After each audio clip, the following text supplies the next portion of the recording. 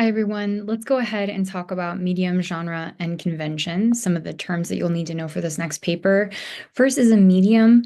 This is going to be a method of communication or tools and materials used for art and or communication. I have a list here on the right side of the screen of some of the common ways that we might refer to things that are mediums, like videos, music, songs, a poster, a painting, a book. And so basically, it's kind of this like broad category of like, if you had to describe something in like the simplest way possible. I read a book yesterday. I don't know what kind of book you read. I don't know really anything else about it. I just know it was a book. I watched a movie yesterday. Okay, well, I know you watched a movie. So that's kind of what we're talking about here, the most kind of general way that you could refer to some sort of text that you read, watched, listened to, etc. All right, and so if we look at these two examples, this is going to be a painting. If you look at like the little plaque on the wall next to a painting, it'll say medium usually, and it'll say something like oil paint, oil on canvas, for example, for Starry Night, or something like this is going to be more of an art installation, right? So then they're going to have something like twinkling lights and mirrors for the medium. And so if that helps you kind of remember, we're thinking here about like literally how did you make this? What did you make this with? What would you describe this as in the simplest terms? And so you might say like a painting, or you might say like an art installation or something like that. But you can also talk in terms of the materials themselves.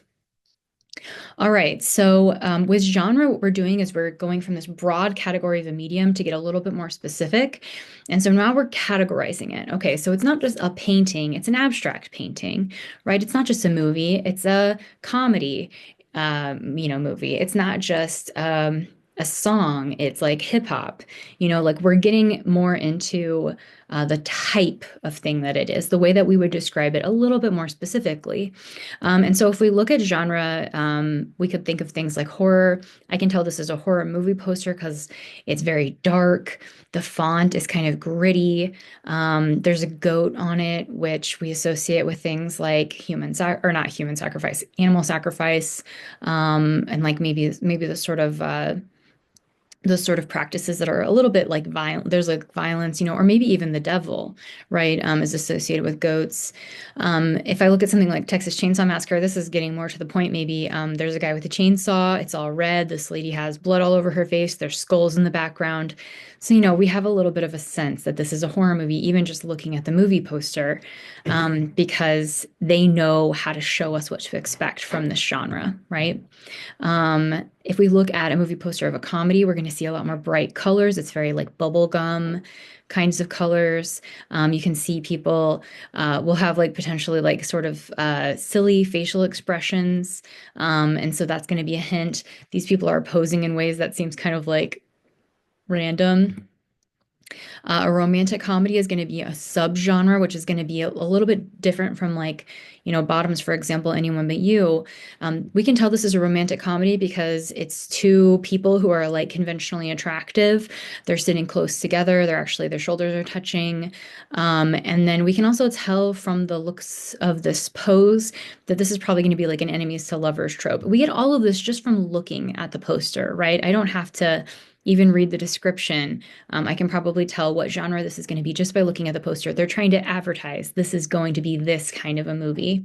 And so I think what's helpful to know when we're thinking about genre and subgenre is like, for example, all of these movies could potentially be put into a category of fantasy, or this is a show, I guess, but these could be put into a category of fantasy, but then we have such big differences between them. And I don't know how many of these are familiar to you, but even just by looking at them, like this looks medieval and this looks more contemporary. This is animation. you know, this looks like it has something to do with romance. And so there's just going to be like hints that we're getting that these are actually pretty different, right? And so if you think about, if I say I read a fantasy book last weekend, that is like so many things that could be. That the person who hears us say that is like, I wonder I wonder what kind of book was it? Or like, what was the plot? Because you probably want a little bit more information about it at that point. But then if you say something more specific, like, I read this like epic fantasy last weekend. The person has a little bit more of a sense of what you're talking about, right? Because they know there's probably like multiple people involved. There might be like a king, there might be quests, because we just get that from the word epic, right? Or like a heroic fantasy epic, oh, there's a hero. Who's the hero? That's those kinds of details are giving us a little bit more specific information about what to expect, a little more specific than the genre itself. And then finally, when we're really getting into the specifics, we're going to talk about convention. And what this is a common trait of the genre. So once we have our medium, like a video, right? Our genre is going to be, it's a horror movie, right? So it's a horror genre. Conventions then are going to be the rules that things within the genre follow, like the things that we would expect of a horror movie, the things that the movie is going to do to kind of like meet those expectations. And so let's look at some examples. For example, with a horror movie, a convention would be a jump scare, right? If I go to a horror movie, anytime the music starts to get tense, I know at some point somebody's going to be jumping out, right? Like I'm just waiting for that moment to happen. And so that's going to be a convention, right? I have that expectation. And the people who made the horror movie know that. And so they're trying to find ways to fit these things in that they know that I want to see. We can see something similar with like a romantic comedy. There's going to be a meet cute where these two people, conventionally attractive people, meet each other somehow, and something's kind of getting in the way of them just getting together, right? Like we see how close these two's faces are. It seems like they should be getting together. They're practically kissing already, but something's keeping them apart, right? And we're going to learn about that, and we're going to learn about how they eventually get together. We know romance, people making these romance movies, they know that this is something we're expecting to see. We want there to be some sort of fun complication when they first meet each other. Having said all of this, genre and conventions do change over time. And so, like, for example, if we look at a Disney princess movie, like the first Disney princess movie, we look at these early movies, a lot of the princesses are like unconscious for a significant portion of the film.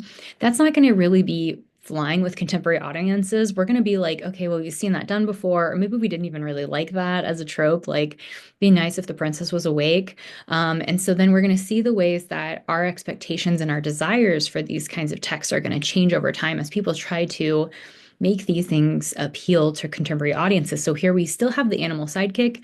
We love an animal sidekick. You don't have to get rid of an animal sidekick, but maybe make the princess stay awake for the movie. And if she gets to have a sword, even better.